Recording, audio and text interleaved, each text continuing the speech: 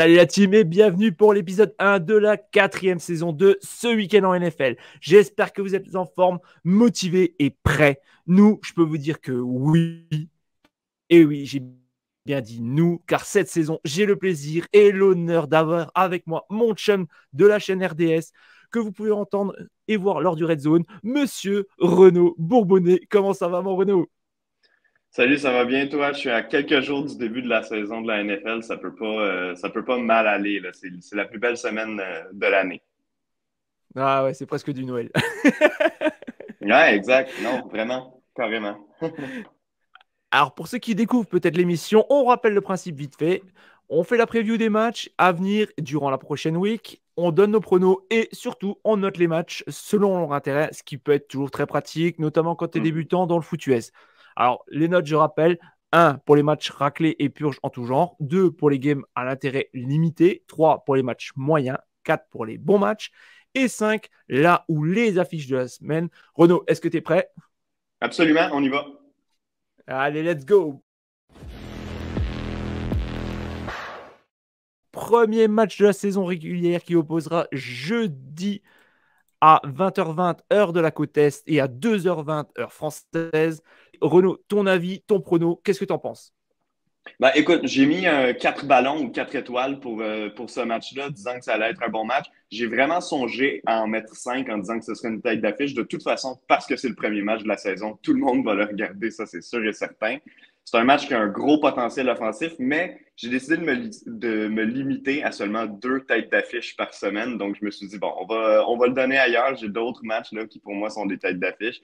J'en ai donné 4. Je pense que les Chiefs vont gagner ce match-là, mais par contre, je suis vraiment curieux de voir ce que les Lions vont faire parce que même si c'était une grosse attaque l'année dernière, celle de Détroit, ils sont capables d'amener des choses nouvelles. Ils ont complètement changé leur champ arrière. Jamal Williams, qui a inscrit une vingtaine de touchés, ben, il n'est plus là. On a amené Jahmyr Gibbs lors de la première ronde. C'est une équipe qui va être intéressante. Les joueurs adorent jouer pour cet entraîneur, Dan Campbell, à Détroit. Ils veulent se défoncer pour lui. La défense n'était pas bonne l'an dernier. C'était la faiblesse des Lions. Je crois qu'elle va être meilleure cette année. Donc, selon moi, ce sera un très bon match, là. Donc du coup, toi, tu pars sur les Chiefs alors. Ouais, je vais y aller avec les Chiefs pour ce premier match-là. Ouais. Je pense aussi que ça va être un bon match. J'ai mis également 4, comme vous pouvez le voir, à moins que vous nous écoutez en MP3 seulement. Après, alors l'attaque, je trouve que c'est un peu, elle a légèrement régressé. La défense, je trouve qu'elle s'est un peu améliorée, mais c'est vrai que ça reste Mhm. une des hypes. C'est vraiment une des équipes qu'il va falloir suivre. Et c'est pour ça aussi que j'ai mis une note de 4. Place à la Pas première de problème. série du dimanche. Rendez-vous à 19h en France et 13h sur la côte Est. Bande de petits vénards, j'ai envie de dire. Premier match dont on va parler, les Browns de Cleveland face aux Bengals de Cincinnati. Renaud, on a été d'accord. On a mis tous les deux la note de 3. Qu'est-ce que tu en penses de ce match? Ben, c'est un match qui, évidemment, aurait été meilleur si on avait la confirmation que Joe Burrow allait pouvoir le jouer. En fait, le simple fait qu'on n'ait pas confirmé son absence pour l'instant nous donne quand même un peu d'espoir pour ce match. Règle générale, sinon, moi, ce que j'ai hâte de voir, c'est les ajouts sur la ligne défensive des Browns de Cleveland. Ils ont ajouté Zedarius Smith, ce qui donne enfin un vrai coup de main à Myles Garrett sur cette ligne défensive-là. Ça fait des années qu'on attend ça. On a essayé de se faire croire que Jadeveon Clowney était une solution. Il ne l'était pas. Dans ce match-là, je l'ai donné aux Browns, surtout à cause de l'incertitude qui entoure Joe Burrow. Il ne faut pas oublier, ça prend quelques surprises dans cette semaine numéro 1. Donc, même avec Joe Burrow en uniforme, j'y vais avec les Browns. Ouais, ouais. Je vais jouer aussi également les Browns parce que c'est vrai qu'effectivement, comme tu disais, Burrow, on ne sait pas du tout. C'est vraiment le mystère Ouais. depuis 2, 3 semaines, si je ne raconte pas de bêtises. Et dans une division comme l'AFC Nord, de toute manière, la moindre erreur de préparation peut être importante. Donc c'est pour ça que je vais partir aussi sur les Browns. Second match, les Ravens accueillent les Texans. Là encore, on est plutôt d'accord sur la note puisque nous avons mis tous les deux la note de 3 sur 5. Alors Renaud, est-ce que tu crois vraiment aux Ravens cette saison? J'ai envie de te Ben, dire. j'ai envie d'y croire. Je pense que les premières semaines vont être assez difficiles. Par contre, pour Baltimore, on a changé de coordonnateur offensif. On amène donc un nouveau système de jeu à l'attaque. On veut moins courir le ballon, plus faire passer Lamar Jackson. Ça fait des années que Lamar Jackson dit je suis capable, je suis capable, je suis capable de le faire. Mais maintenant, Il va falloir qu'on le voit. On lui a ajouté une belle cible aussi en Zay Flowers, qui est le genre de joueur qui est, je pense, complémentaire avec le jeu de Lamar Jackson, au sens où c'est quelqu'un qui court de très beaux tracés, qui est capable d'aller dans toutes les zones et de se faufiler entre les joueurs. Donc, j'aime les Ravens, mais je pense que le début lent pourrait leur faire mal, surtout que dans l'AFC, il y a tellement de bonnes équipes que tu peux pas te permettre de prendre un retard au classement. Les Ravens cette année, j'ai envie de dire, j'ai envie d'y croire parce qu'effectivement, comme tu disais, il y a des nouvelles cibles. On va voir aussi qu'est-ce que ça va donner Beckham. Non, je rentre pas Mhm. forcément dans cette hype. Mais Non, j'ai moi quand non même plus. envie d'y croire. Effectivement, je pense que Lamar Jackson a jamais été aussi bien entouré en termes de receveurs. Alors, ok, tu as toujours C'est Mark vrai. Andrews qui était un monstre. On va voir que tu as The Flower, comme tu as dit, tu as Beckham. Ça fait quand même déjà Mhm. trois cibles qu'il va falloir se méfier. Donc, ouais, je vais partir sur les Ravens. J'ai mis aussi la note 3 parce que j'ai hâte de voir ce que vont donner les Texans. Parce qu'il y a quand même deux joueurs qui ont été draftés très haut. Mhm. Il y a quand même pas mal de nouveautés. Les Texans sont quand même. Il y a aussi un nouveau coach aussi. Donc, j'ai vraiment hâte de voir ce que ça peut donner. Après, sur le premier match, effectivement, je donne quand même victoire aux Ravens parce que c'est quand même un petit peu plus établi. Mais ça peut être un beau match à voir quand même. On poursuit notre route direction le Minnesota pour un duel 100% NFC entre les Vikings et les Bucks. Et même si visiblement on est plutôt d'accord sur le nom du vainqueur, l'enthousiasme est différent. Alors Renaud, pourquoi une note aussi basse selon toi? Parce que j'ai aucun intérêt pour les Buccaneers de Tampa Bay cette saison. Je crois pas à cette équipe-là. Je crois pas à Baker Mayfield. Je sais qu'on dit que mais il y a quand même le reste du groupe qui a été autour de Tom Brady, qui est encore là, mais c'est un noyau qui est vieillissant à Tampa Bay. Ça nous amène rien de vraiment rafraîchissant. Oui, j'ai hâte de voir Justin Jefferson, de voir les Vikings en action, puis de les voir faire des jeux spectaculaires. Mais pour le match en tant que tel, considérant que c'est la première semaine d'activité en plus, je vais vouloir mettre mon attention ailleurs que sur ce match-là, que je vais pouvoir regarder là, sur Internet par la suite. Je sais pas, les Vikings, j'aime bien cette équipe. L'année dernière, j'étais assez Mhm. hype dessus. Mais j'ai quand même un peu l'impression qu'ils se sont affaiblis. Il y a eu quand même quelques petites pertes. Ouais. Aussi, la question qu'on peut se poser, c'est est-ce que la chance cette année sera encore aussi présente que l'an dernier? Alors, oui, on peut dire qu'il y a eu de la chance, il n'y a pas eu que de la chance non plus. Victoire Vikings. Match suivant, on quitte le Minnesota pour la Géorgie, pour le duel entre les Falcons et les Panthers. Alors, est-ce que l'on peut qualifier ce match de choc selon toi? Disons, de choc des jeunes équipes, parce que c'est des équipes qui aspirent définitivement pas au Super Bowl. Mais c'est deux équipes qui aspirent à s'améliorer. Surtout, c'est deux équipes qui jouent dans une division assez faible. Donc, la possibilité de rêver aux éliminatoires n'est pas impossible, même si ce ne sont pas des puissances dans la ligue.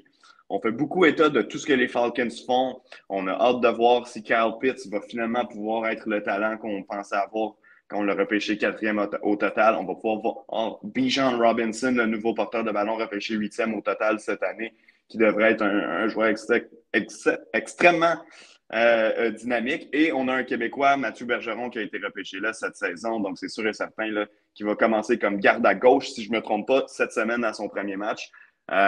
Donc, on va garder un œil là-dessus. Moi, c'est sûr et certain que je vais vouloir regarder ce match-là. Et de l'autre côté, chez les Panthers, Hmm. mais il y a évidemment Bryce Young et les jeunes Panthers qui arrivent. Effectivement. En fait, pareil, j'ai hâte de voir ces deux équipes parce que ça a été très actif sur le marché de la free agency. Mhm. Justement, je me pose la question parce que c'est vrai que j'ai un peu moins d'actu sur Mathieu Bergeron. Donc, pour toi, il start lors de la Game 1, quoi. C'est l'information qu'on a pour l'instant. Là. Il devrait être non seulement en uniforme, mais qu'il devrait être un partant aussi. Il y avait une place à la place de garde à gauche chez les Falcons. Déjà, là, au moment du repêchage, ils devaient adresser cette position-là. Donc, à ma connaissance, à l'information que j'ai pour l'instant, il devrait être partant. Ce sera à vérifier, tu le sais autant que moi, là, durant 4 jours, quoi, que 5 jours maintenant, qui pourront tout peut changer là, dans la NFL. Mais j'ai bon espoir de le voir. Puis si s'il commence pas le match, on peut le voir apparaître n'importe quand. C'est un gars qui peut jouer partout techniquement pourrait jouer au centre, là, mais qui joue partout comme garde et comme bloqueur. Donc, dès qu'il y aurait un blessé, là, devrait faire son entrée. Bref, c'est un joueur qu'on va voir jouer rapidement. Et du coup, pour la victoire, toi, tu crois plus en qui? Ouais, je vais y aller avec les Falcons. J'aime tellement ce qu'ils sont en train de construire. Là-bas, j'ai nommé des joueurs tantôt, mais Drake London, c'en est un autre là, comme receveur premier choix l'an passé qui est bien placé pour avoir une saison d'éclosion. Donc, je vais y aller avec les Falcons dans ce match-là. Les Panthers sont pas prêts, selon moi, même s'ils ont une belle défense. Bah pareil, je pars sur les Falcons. J'avais mis la note de 3, toi t'avais mis la note de 4. Je vais partir aussi sur eux. Pourquoi? Parce que ben, l'entraîneur déjà est en place. Là, c'est Mhm. Reich qui est Ouais. venu pour les Panthers, si je raconte pas de conneries. Il y a un quarterback, certes jeune, mais qui ne sera pas à son premier match non plus, alors que Bryce Young, ça sera son premier match. Donc je pense que ça peut quand même avoir son petit effet aussi. Et vu qu'il y a eu beaucoup de mouvements, je vais me dire que peut-être les automatismes ne seront pas encore là. Là, en week one, pareil, je donne la victoire aux Falcons, ne serait-ce que pour ces aspects-là. En plus, il y a l'aspect domicile qui peut peut-être aussi interférer. Mhm. Donc, je joue aussi les Falcons. Match suivant, encore un duel dans la terrible NFC. Les Commanders de Washington accueillent dans leur stade les Cardinals de l'Arizona. Et on va pas se le cacher, à moins d'être fan. Sinon, Renaud, ton avis, car tu as été moins critique que moi, je crois. Tu as mis 2, moi j'ai mis 1. Ben voyant, tu vois, en voyant le visuel, je me suis dit pourquoi est-ce que j'ai pas mis un à ce match-là? J'aurais peut-être dû. Non, écoute, les Cardinals, pas besoin de faire aucune description. Cette équipe-là est tout simplement mauvaise. Ils ont vendu tout ce qu'ils avaient. Kyler Murray n'est pas là non plus, pourrait rater presque toute la saison. Tandis que chez les Commanders, ben c'est quand même intéressant parce qu'on a une défense qui a montré au cours des dernières années qu'elle peut se classer parmi les bonnes. Encore une fois, il y a un Québécois en Benjamin Saint-Just qui joue comme corner là-bas. Par contre, en attaque, je sais qu'il y a beaucoup de gens, des partisans des Commanders qui sont très allumés sur Sam Howell. Je vais attendre de voir Sam Howell avant de croire en lui. On dirait qu'on en a vu souvent là, des histoires comme ça passer. Desmond Raider avec les Falcons pourrait en être une autre. Je vais attendre avant de m'exciter parce que cette équipe-là, historiquement, depuis que moi je regarde le football, les Commanders, en attaque, mis à part 2012, il n'y a pas grand-chose là, qui s'est passé avec cette équipe-là. Ok, ok. Moi, personnellement, je vais jouer les Commanders aussi parce que c'est plus solide malgré les bobos et les éventuelles absences. Sinon, ouais, voilà, parce que Cardinals, comme tu as dit, c'est le désert sans mauvais jeu de mots. Ouais. Je crois qu'il n'y a pas plus à dire sur ce match. Non, exact. On quitte la Virginie pour l'Indiana. Les Colts reçoivent les Jags dans un duel de l'AFC Sud. D'ailleurs, j'en profite pour vous rappeler que vous pourrez écouter en live le match dans une de nos dernières émissions, Hit the Road Jack sur YouTube et Twitch. Ce sera en direct dès 19h avec notre fan de Jacksonville, j'ai nommé le bienheureux Pierrot, notre Belge national. Et si vous voulez en savoir plus sur l'émission, direction le site web. Bref, retour à la preview. J'annonce la première raclée de l'année. Jacksonville, Ouais. c'est l'une de mes équipes à suivre cette saison. J'avais été impressionné par Travis Etienne notamment. Par contre, les Colts, pour moi, c'est fini. Je n'y crois plus. Alors, Renaud, est-ce que tu as quelque chose d'autre à dire, toi?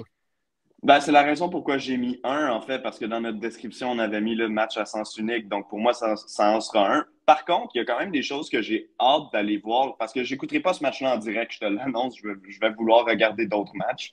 Mais je vais aller voir après le match, par exemple, qu'est-ce qui s'est passé parce que j'ai très hâte de voir les Jaguars qui sont une équipe qui, dans la deuxième moitié, je te dirais même dans le dernier quart et en éliminatoire de la saison l'an dernier, se sont énormément améliorés et qui, là, cette année, peuvent passer un message à la Ligue comme quoi ils peuvent être une des bonnes équipes de la Ligue.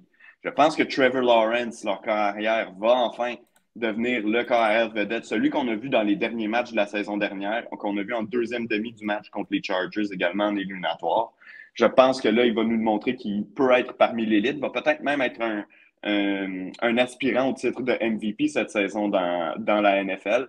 Chez les Colts, moi non plus, c'est pas une équipe à laquelle je crois, même pas du tout. Ce sera les débuts d'Anthony Richardson. Pour le meilleur ou pour le pire, je vais vouloir voir qu'est-ce que ce gars-là est capable de faire.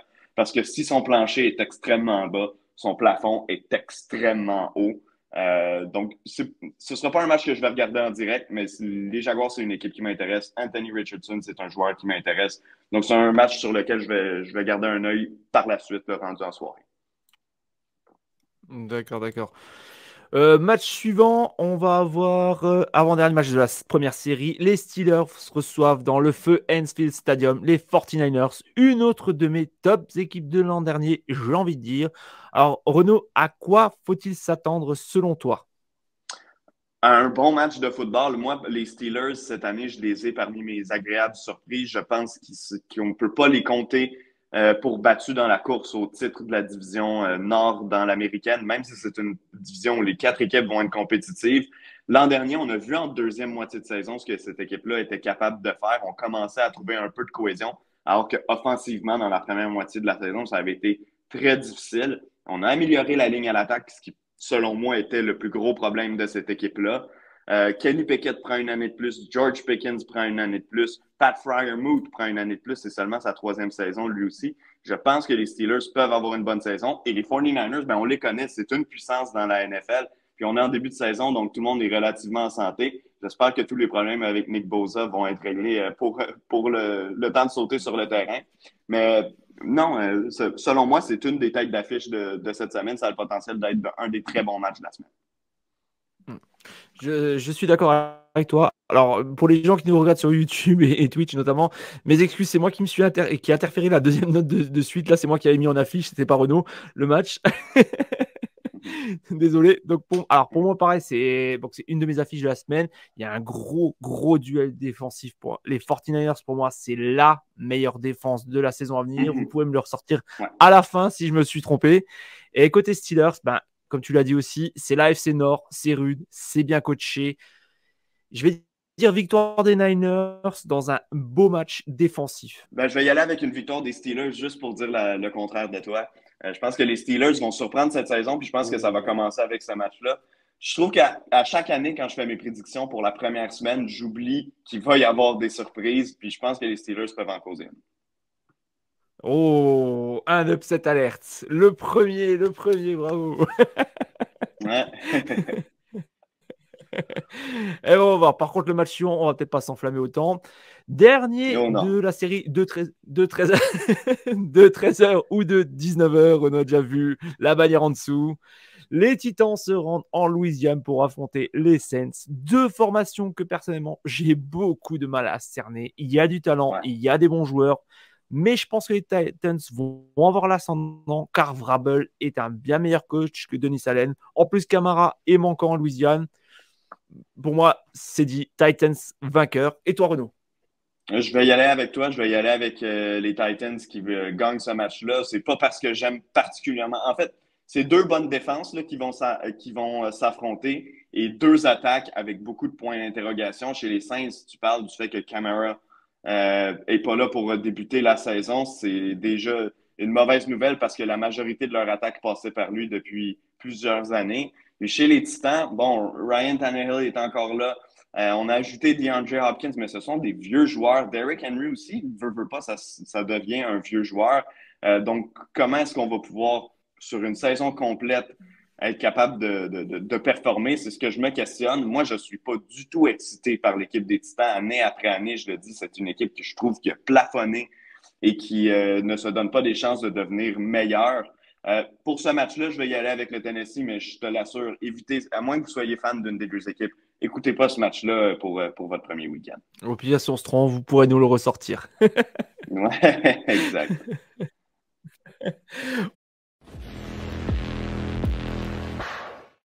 On attaque la seconde série du dimanche. Ça se passera soit à 16h25 si vous avez de la chance, ou à 22h25 si vous avez un peu moins de chance, selon le continent où vous vous trouvez. D'ailleurs, petit rappel, retrouvez-nous en live dès 22h pour le retour de Huddle et on vous fera vivre le Red Zone et probablement plus en détail un des matchs. Et comme l'an dernier, je serai accompagné par notre coach et arbitre en chef Mario. Bref, passons maintenant au game. Place au match entre les Broncos et les Raiders. Duel 100% AFC West. Les deux franchises sont en mission rachat et pour le moment, je ne vais pas vous mentir, nous le rachat, on n'y croit pas. Alors Renaud, je vais te laisser attaquer. Non, ben écoute, un autre match Si tu as plus qui pour d'arguments que moi, moi. ouais, un autre match qui pour moi marquera pas l'histoire. Oui, bon, les débuts de Sean Payton avec les Broncos, mais en même temps, est-ce qu'on regarde un match sur la seule prémisse de voir un entraîneur? Moi, ça n'a jamais été, mon cas. Écoute, je vais y aller avec les Broncos dans ce match-là comme gagnant. Je pense que les Broncos vont quand même mieux faire que l'an dernier, mais la vérité, c'est qu'ils ne peuvent pas faire pire que l'an dernier. Donc, il y a encore une défense talentueuse. Pour moi, il y a encore beaucoup de points d'interrogation en attaque. Oui, la ligne à l'attaque est améliorée, mais est-ce que Russell Wilson va vraiment être meilleur? Il a tout simplement l'air d'un gars qui avait vraiment vieilli rapidement. L'an dernier, était plus aussi rapide dans ses déplacements, alors que ça avait fait sa force à Seattle. Donc, je crois pas à aucune de ces deux équipes-là. Je pense que les Broncos sont légèrement meilleurs que les Raiders, qui, eux, sont une équipe qui m'excite tout simplement pas. Et qui, en plus, vont être privés de leur meilleur joueur en attaque en Josh Jacobs. Quoi qu'on peut faire l'argument que c'est Davante Adams, mais quand même.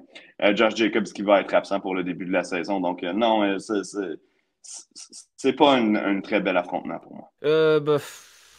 C'est vrai qu'au niveau argument, je vais pas être beaucoup plus tendre que toi. Alors déjà, Non. les Raiders ou les Pats version discount, j'ai envie de dire, déjà, c'est mort. Pourtant, je suis un fan des Raiders. Enfin, ma deuxième équipe de cœur, c'est les Raiders. OK. Donc moi, je vais déjà vous faire une petite annonce. Je vous annonce déjà maintenant qu'au plus tard, en janvier, Josh dégage de Las Vegas. Ça, voilà, c'est Ouais, acté, il je va peux être vous le dire congédié. à 100% sûr. Voilà, Je on suis- est d'accord là-dessus.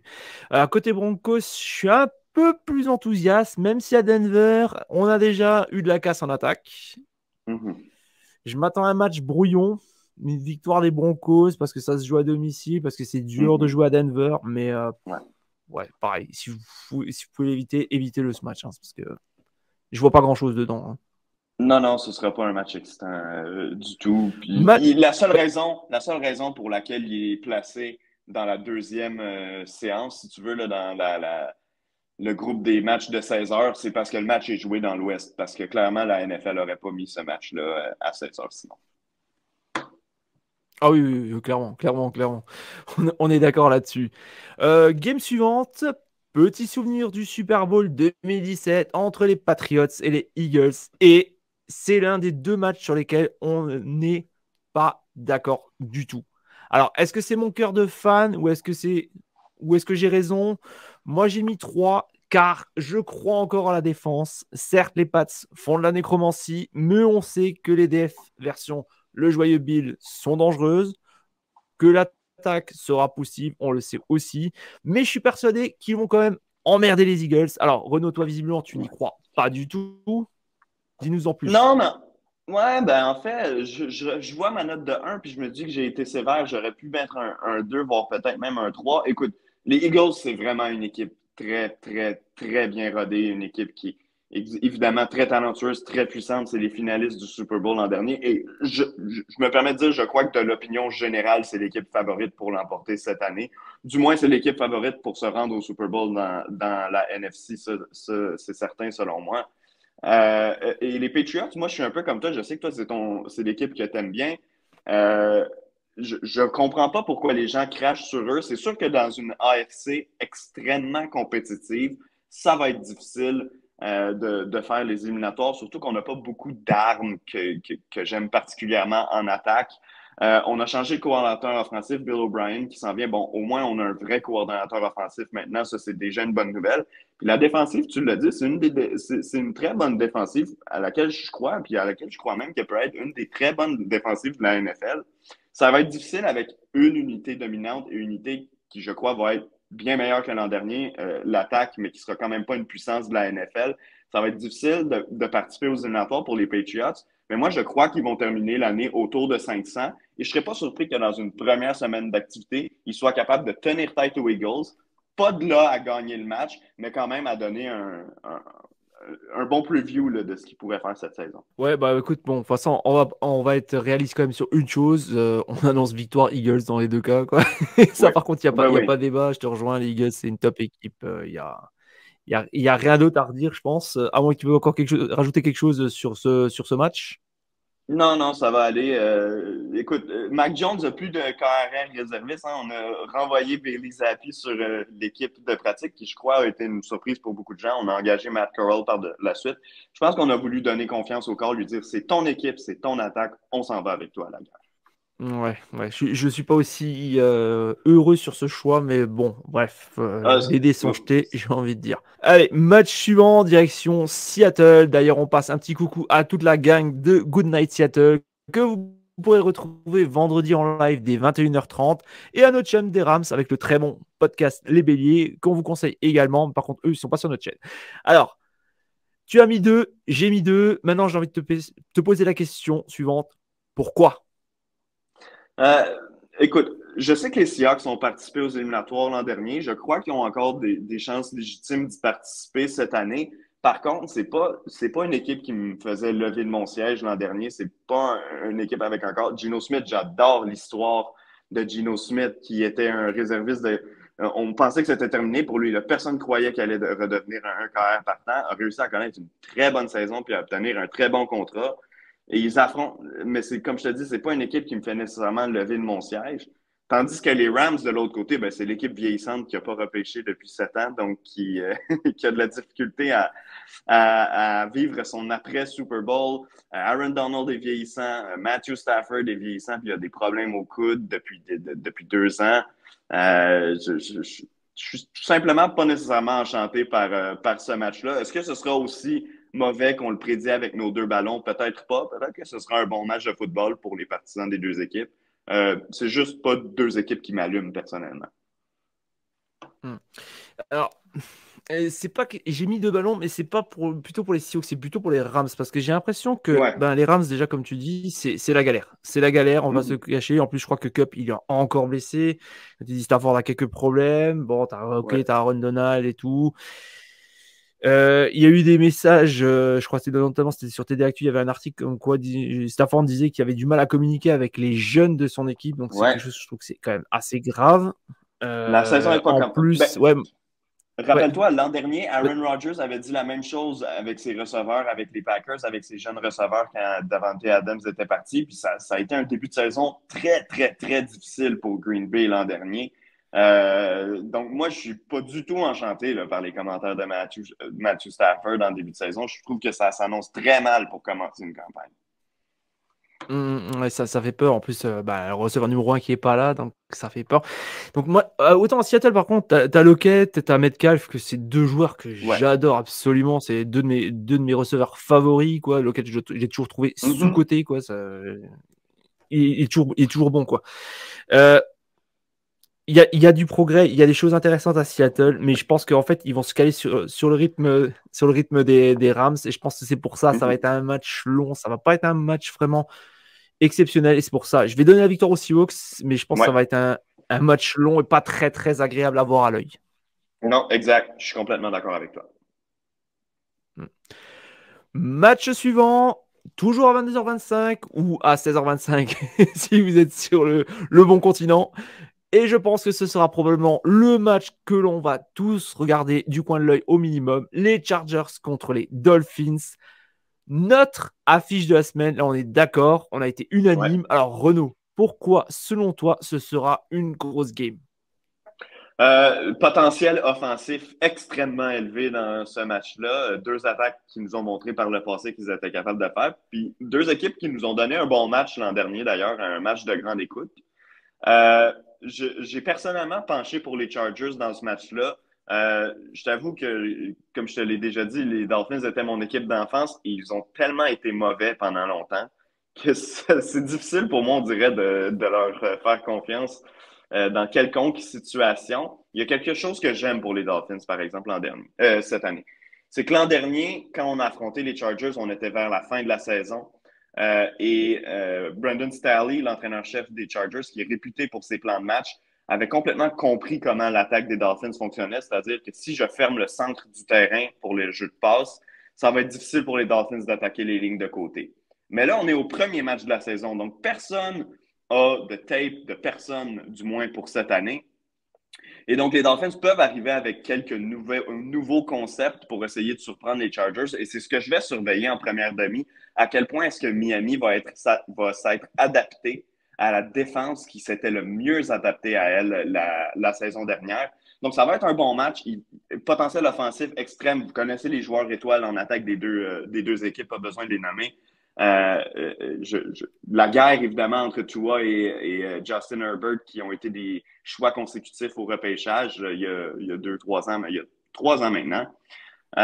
Donc, Ouais. non, c'est selon moi, évidemment, un des meilleurs matchs de la semaine. Puis, la défense des Dolphins qui a pas eu une bonne saison l'an dernier, même si elle avait des bons joueurs, qui a ajouté un coordonnateur défensif de renom en Vic Fangio. Non, décidément, c'est le match de la semaine selon moi. Ouais, ouais, non, je te rejoins. Je vais pas sortir tout l'argumentaire parce que dans mes notes, c'est ce que j'avais mis, duel offensif entre deux jeunes quarterbacks.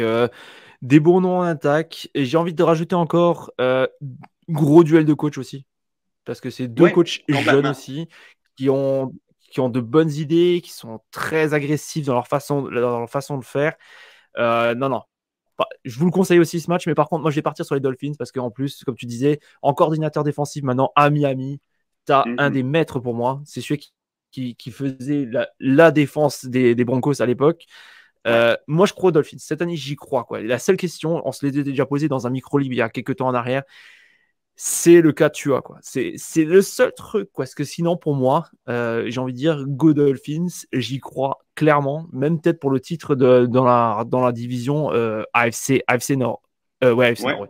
C'est pas impossible. AFC Est. Non, c'est pas impossible, mais écoute, les Jets et les Bills, les matchs entre Dolphins, Jets et Bills, j'ai même le goût de dire les matchs de chacune de ces équipes-là contre les Patriots, parce qu'il y en aura deux, vont faire foi de tout dans la course à cette division-là, selon moi. Et pour une de ces trois équipes-là, peut-être même ça va faire la différence entre une place ou non en éliminatoire. Ouais, ça serait même pas impossible qu'on ait peut-être qu'une seule des trois équipes ou des quatre équipes même, on peut dire, en playoff parce que ils se seront peut-être tellement mis sur la gueule qu'à force, il y en a peut-être qu'une, il n'y aura que celle qui gagnera la division qui va réussir à se qualifier, quoi. Exact. Puis c'est tellement une conférence forte dans l'AFC que les places wildcard vont être chèrement payées. Il n'y aura pas d'équipe en éliminatoire avec une fiche négative cette année. Oubliez ça. Pas dans l'AFC. Ah non, franchement, je serais vraiment sur le cul, quoi. Je serais vraiment sur le cul. Ouais. Dernier match de la seconde série, le fameux duel historique de la NFL entre les Bears et les Packers. Vous le savez, on vous le dit chaque année, tout le monde vous le dit chaque année, que c'est le duel, le 9999e match entre ces deux franchises. Ouais. Alors, est-ce que par contre, on pourrait se poser une question, il y en a beaucoup qui vont m'haïr pour ça, mais c'est pas grave. Est-ce que les Packers, on peut encore dire que ce sont les favoris dans ce rivalry game? Non, mais moi, je les prends comme gagnants, mais je crois qu'ils sont les underdogs pour une rare fois contre les Bears. Je pense que les Packers, avec Jordan Love, bon, évidemment, on passe à l'ère après Aaron Rodgers.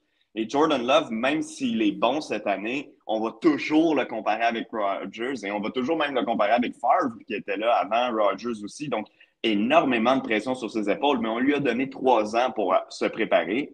Et de ce qu'on a vu en match préparatoire, on a vu du bon. On a vu un peu de mauvais aussi de Jordan Love, mais on a vu du bon. Ça, c'est déjà quelque chose de rassurant. Tandis que de l'autre côté, tu as les Bears qui sont une équipe qui arrive avec un hype énorme cette année. Peut-être un petit peu trop gros d'ailleurs, c'est ce qu'on va voir pour la suite des choses. Beaucoup qui y croient. Bon, l'ajout de DJ Moore et l'ajout de Edwards en défense, Tremaine Edmonds aussi. Je veux dire, cette équipe-là va définitivement être améliorée. Elle ne terminera pas dernier au classement comme elle l'a fait l'an dernier, les Bears de Chicago. Maintenant, quand des gens, je les vois tout de suite leur parler d'une présence au Super Bowl, je me dis, on peut peut-être mettre les breaks puis attendre quelques semaines, voire quelques mois là, avant de se prononcer là-dessus. J'y vais avec les Packers pour le premier match de l'année. Moi, j'y crois en Jordan Love. Je pense qu'il va être capable de prendre le relais d'Aaron Rodgers. Est-ce que je pense que les Packers sont une puissance dans la NFL? Non, c'est pas ce que je suis en train de dire. Mais je pense que pour une rare fois depuis longtemps, on va avoir un bon match entre ces deux équipes-là parce que rappelle-toi, à chaque année, on nous vend ce match-là comme en grande pompe, mais finalement, les Bears étaient nuls et les Packers étaient bons, donc ça donnait toujours des mauvais rendez-vous. Exactement. Donc d'ailleurs, pour la petite histoire, pour ceux qui nous écoutent seulement en MP3, Renaud a mis une note de 4 pour le match des Packers, ouais. et moi j'avais mis une note de 3. Par contre, moi j'ai envie de dire, je crois aux Bears, même si Fields, et là il faut toujours que j'envoie ma pique, je salue notre collègue Joe d'ailleurs, même si Fields pour moi est pas un quarterback élite, peut-être même pas forcément un quarterback, non là je charrie, il fait le boulot, il est capable. Alors, cette année, il y a du progrès. En plus, il y a des armes et il y a un peu de ligne. Donc, je vais croire aux Bears, je vais croire au miracle parce qu'ils le méritent aussi. Pourquoi pas? Et c'est vrai que je suis 100% d'accord avec toi. Ils ne finiront pas dans la cave, surtout dans une NFC Nord qui, pour moi, peut être plus relevée qu'on le croit cette année, quoi. Oui, ben complètement. Les 4 équipes, je te dis pas à chance égale, mais les 4 équipes ont un argument pour dire qu'ils pourraient être champions de la division cette année.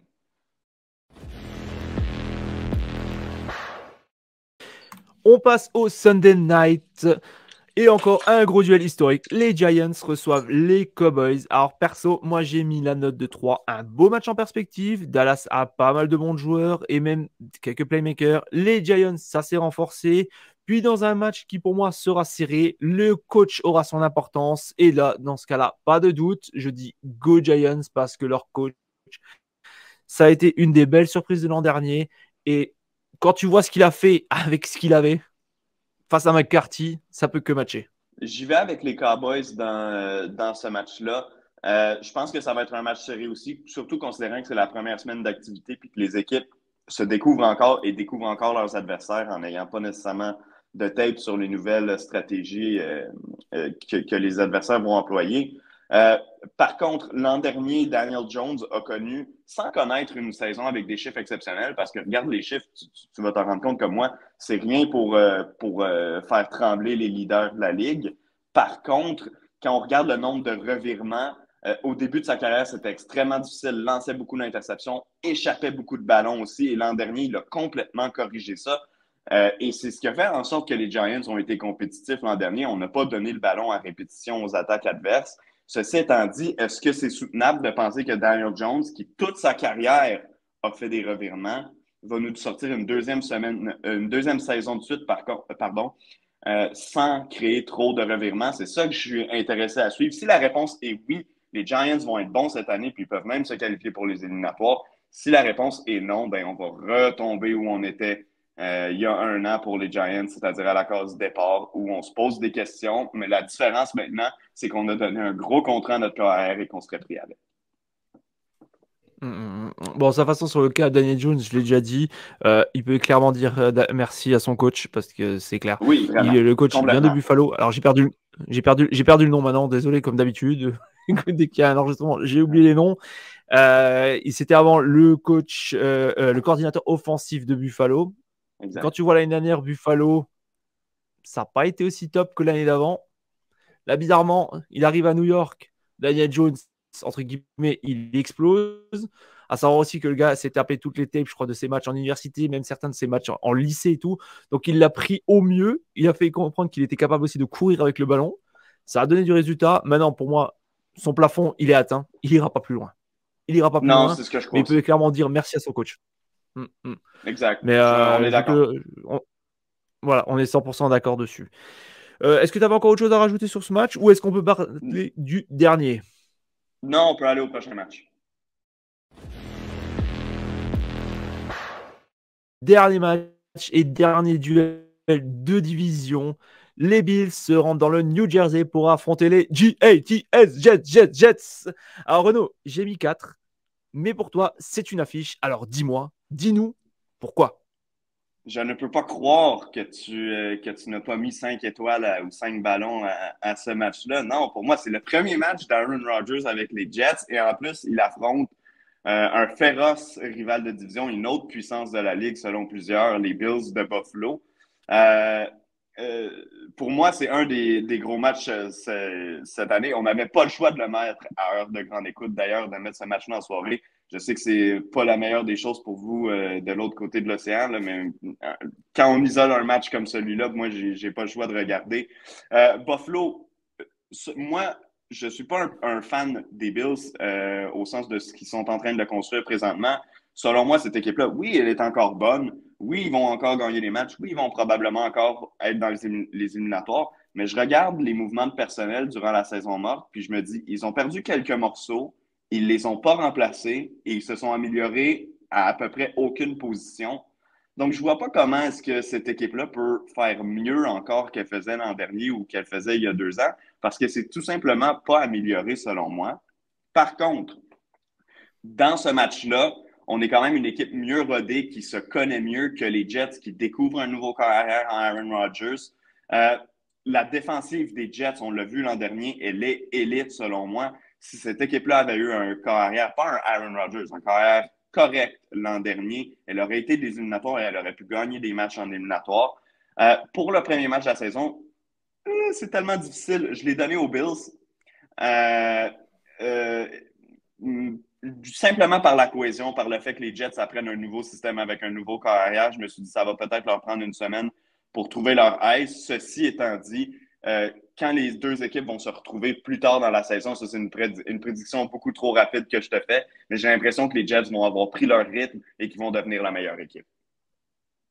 Bah écoute, tu as eu beaucoup de mon argumentaire, donc je vais quand même récap vite fait. Alors, Ouais, pour moi, oui, les Bills sont toujours des outsiders, mais comme toi, je crois que cette année, c'est l'année ou jamais. Alors, ok, les Jets sont forts. Il y a les Sofo qui performent. T'as Sauce Gardner qui est monstrueux déjà. ouais, On a Rodgers, mais comme toi, je vais jouer Buffalo, car l'équipe, comme tu disais, l'équipe se connaît et je suis d'accord avec toi. C'est important. C'est important de jouer dans un système que tu connais. C'est important que le quarterback soit à l'aise, qu'il connaisse ses cibles. Et même si la pleureuse est en forme, bisous Aaron, tous les automatismes ne seront pas encore là. Et je dis aussi Buffalo, mais c'est vrai que dans quelques semaines, ça serait pas surprenant que je dise plutôt Jets, quoi. Mais non, ça va être un beau match. J'ai mis la note de 4 quand même. Parce que voilà, c'est un manque d'automatisme encore pour moi pour que ça soit vraiment. Ça serait en semaine 5, ça serait en semaine 6 peut-être. Je mettrais la note ouais, de 5 parce que je suis vraiment sûr de ce qui va se passer. Là, il va y ouais, avoir quelques petits accros. C'est dommage qu'ils tombent déjà complètement. contre Buffalo dès le premier match, quoi. C'est ça. En fait, le pourquoi du comment j'ai mis. Il serait tombé face aux Colts ou quelque chose comme ça. Là, j'aurais mis peut-être match purge parce que je pense que ça va dérouler, quoi. Ouais, Là, ça aurait non, déroulé. complètement. Non, c'est ça. C'est un gros défi en partant pour les Jets. Hmm. Voilà. Alors voilà, c'est déjà la fin de ce premier épisode de ce week-end en NFL. N'oubliez pas de vous abonner sur YouTube notamment et de nous suivre sur les réseaux sociaux. On est partout. Puis surtout, c'est maintenant une équipe de 13 personnes et de 8 émissions, dont 6 en live. Donc voilà, ça fait très plaisir de me le dire, je m'en remets toujours pas. D'ailleurs, vous pouvez encore nous rejoindre sur le jeu des pronos entre amis.fr notamment. Chaque semaine, on mettra à l'honneur les 3 meilleurs. Toutes les infos sont dans la description, donc n'hésitez pas. Renaud, merci à toi et rappelle-nous d'ailleurs où on peut te voir et t'écouter sur les réseaux québécois, mais bon, je sais que certains Français peuvent quand même t'écouter. Ouais. Pour ceux qui ont accès au réseau des sports à RDS, que ce soit football de la Ligue canadienne ou que ce soit la NFL, je vais être là soit comme host, soit comme play-by-play. Je vais aussi faire NFL Red Zone pendant une bonne partie de la saison. Là, je ne serai pas là nécessairement toutes les semaines, dépendamment de mon horaire. Mais beaucoup de NFL Red Zone aussi qui est disponible sur le rds.ca pour ceux qui sont capables d'y accéder. Voilà, donc n'hésitez pas. Et est-ce qu'on peut encore t'entendre sur une station radio ou quelque chose ou actuellement tu es sur RDS? Ouais, non, potentiellement sur BPM, je commente l'actualité de notre équipe locale de la Ligue canadienne de football, les Alouettes de Montréal. Donc ça, j'en parle à BPM Sport Radio 91.9. Sinon, on verra à l'automne, c'est eux qui m'appellent de temps en temps quand ils ont besoin d'aide. Donc, on verra la nouvelle saison pour eux qui commence bientôt. Mais je te rappelle que le hockey sur glace commence bientôt aussi. Donc, le temps d'antenne est très occupé. Go Apps, c'est tout ce que j'ai envie de dire. Ouais, voilà. Et je voulais dire quelque chose, mais j'ai oublié. Bref, c'est pas grave. D'ailleurs, voilà, je me rappelle. Si d'ailleurs, à l'occasion, tu as envie de passer sur le Huddle, n'hésite pas. Tu fais partie de l'équipe, donc tu es toujours le Absolument. bienvenu pour nous rejoindre en live le dimanche après-midi pour toi. Ouais. Super. Voilà, Ben, certain, je te ferai signe. sans problème, sans problème.